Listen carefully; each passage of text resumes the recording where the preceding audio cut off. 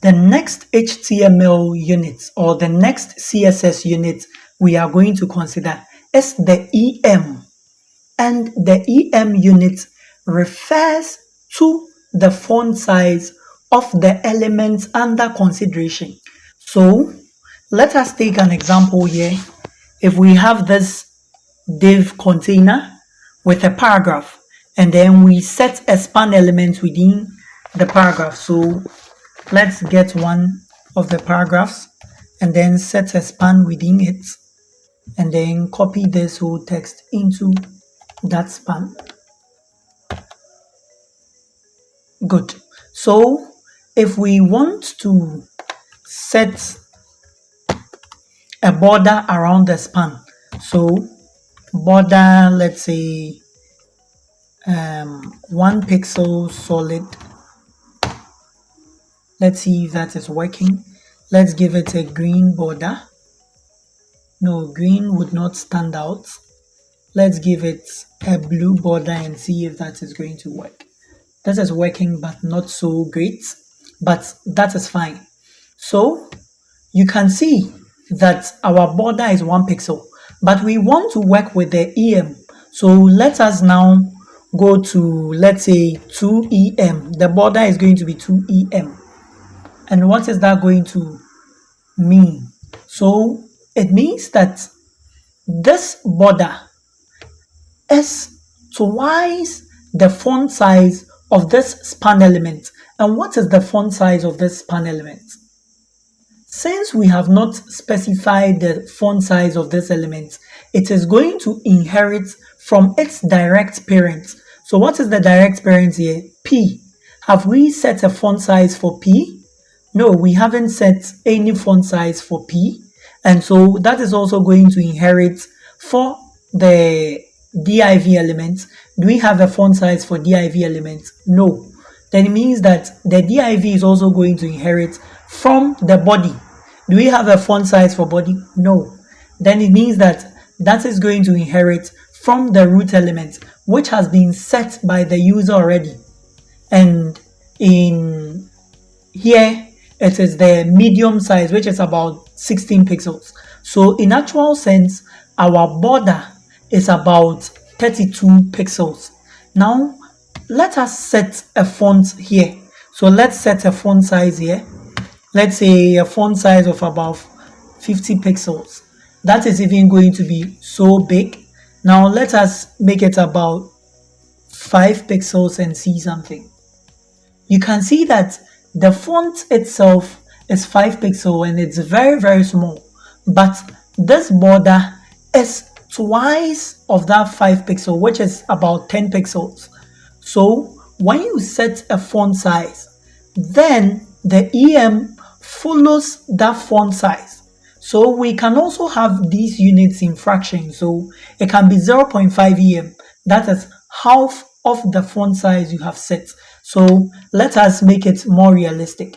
So let's go for about a font of about, let's say, 1 rem. So that is about 1 rem. So the same font size as the rest. And then this is going to be about, let's say, 0.3 EM. So this is about 0.3 times our 16 pixel. That is normal. And then the answer is what? That's about 24. No, if my math is so great. So that is it. So that's how the border is going to look. So the EM font, the EM unit references the fonts that you have given, the font size that you have decided to use. And you can use the same in padding. So padding, we haven't really done the box model, but let us try padding of, let's say, 0.5 EM. And that adds some extra spacing around our elements. And next unit would be the CH, which references the 0 character. So the size of the elements is the size of the zero character. So let us see it in action. Let's not talk much. So P with the width, let's give it a width of about 20, no, let's give it about 10 ch. So it means that, no, I think there's something overriding things here. Let me close these ones and then look at it very well. This span should go. Good. So you can see that each of them contains approximately 10 characters. Okay, each of them is supposed to contain about 10 characters before it wraps up, though there are some that contain less than. It means that when you add this to this, you get more, and then it can't also move downward because this is also very long. That is why it is behaving this way. But when you use the ch, it tells us that the line or each line should contain about this number of characters. So let's go for 20 and see how. So now we are telling our browser that each line should contain about 20 characters before the line wraps up. Let us now look at the next unit, which is view height and view width. So the viewport height and viewport width basically refers to the size of your browser window. So it changes when you increase the size of the window and as you decrease it as well. And so it means that the size is going to be different on phone, and that is also going to be different from what you would see on a mobile, a laptop. So let us look at that. We can set a paragraph. So the font size could be 2 viewports width, and that is going to be, so you see, this is in relation to the width of the viewports. So it means that this is 2% of our browser window. So it means that as we reduce, it should also reduce, and as we increase, it should also increase. You can see that the size has increased. As we reduce, it's also supposed to reduce, and that is a very nice way. You see, sometimes you may create a website that is supposed to be viewed on large devices, and so our elements are supposed to grow and shrink as and when necessary. So that is about the width. We can also take it as the height as well, but this is usually used when we want to control the size of containers. So let us work with containers now. So we have a div, and let's say within this div, there's another div. So this is within container 1. So this element is within container 1. Let's go for another one. So let's say, let's make it div A and div B. I think that is going to help us. Div B. So we can see we have two containers, two different containers within one large container. I hope, yes, we've not given this any styling. So we can give this div, let us give it a class of div A, and then that's a class of div B.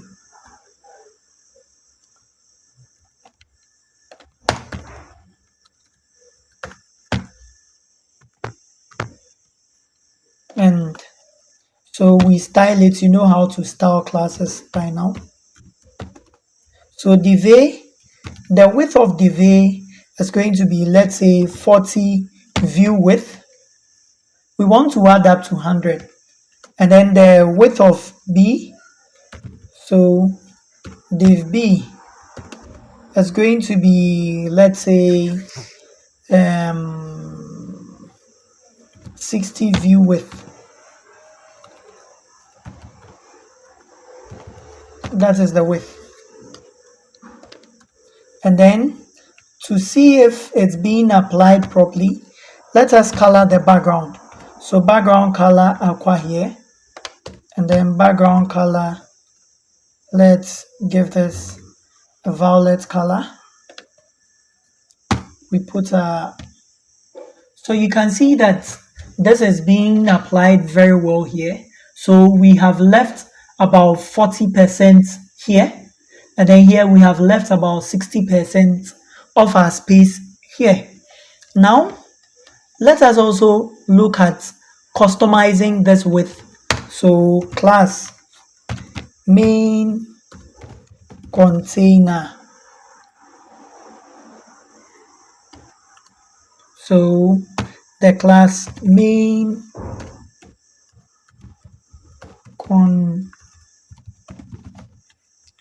container, and then let's give it a background color of somehow green. I think green is now my favorite color.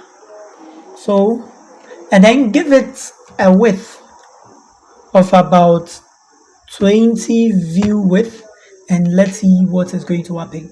So you can see that this has outgrown our main container.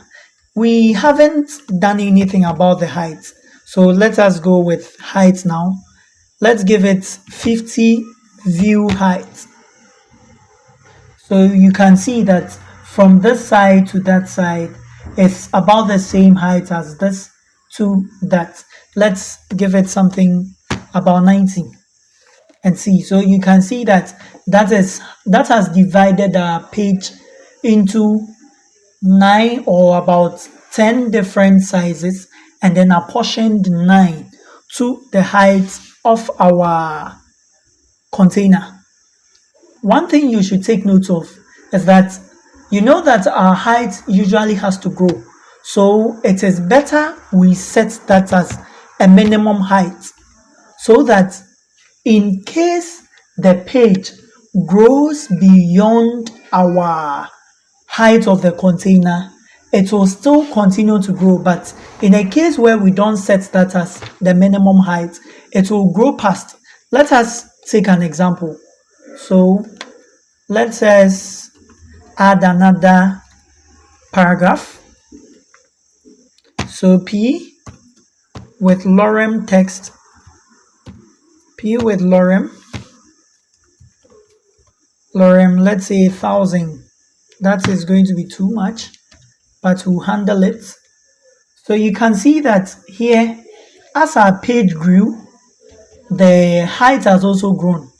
But if we had set this to, yes, 90, but if that had been just the height, we'd see that the background would stop just at this point, because we have set it with an absolute unit.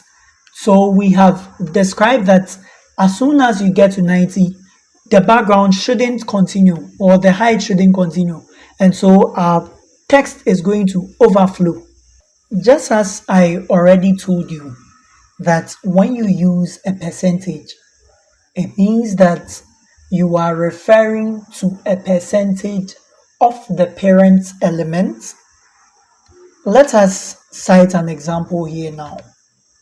Let's say this one is about, let's give it a width of about, let's say, 100%.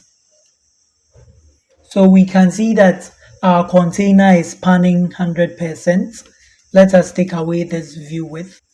And now we know that the div here, div-A and div-B, they are children of the main container class. And so whatever, let us remove the view width and let us set using percentages. So the width is, let's say, 50%. What is going to happen? So we have seen that this width is 50% of the parent element. Let us decrease it to 30% and see what happens. So it means that we are seeing, or this div A is spanning just about 30% of the whole container's width. Now, what if this main container, we change the width to 50%? How is that going to affect the child? So we can see that this is 50% and this div is taking 30% of that 50% we have specified. And you can see that div B, let's look at div B. Div B is taking 100% of our main container because it is a block level element. And we know that block level elements by default take the whole width of their container. So if we remove this width from here, div A is also going to span the same thing unless we define the width. Yes, since that is a block level element. Now, this is what I wanted to point out to you. The percentage always references the parent element. So since we reduce this to 50, it means that the div is going to take 30% of the 50% that we specified. So let us even reduce this to 30% and see if this is going to take. So you can see that when we reduced the main containers width, this containers width to 30%, div A is also taking 30% of that 30% we have taken. Let's reduce this even to 20% and see something. So you see, just as we reduced, it also reduced. So this is what I wanted to point out, that the percentage unit always references the parent element, the size of the parent element. So it could be height, it could be font size, it could be anything at all. Just take note of the fact that it is always referencing the parent element, and you can always inspect to be sure that what you are doing is the right response you have to get. So you want to inspect the paragraph, you right click and then click inspect, and then you look at the style. So the font is to view width, just as we specified. We have given it a padding of 0, margin of 0, box sizing, border box, just as we specified, and that is what we call CSS resets. When we get to the box model, we'll talk about it. So I'm going to see you in the next video.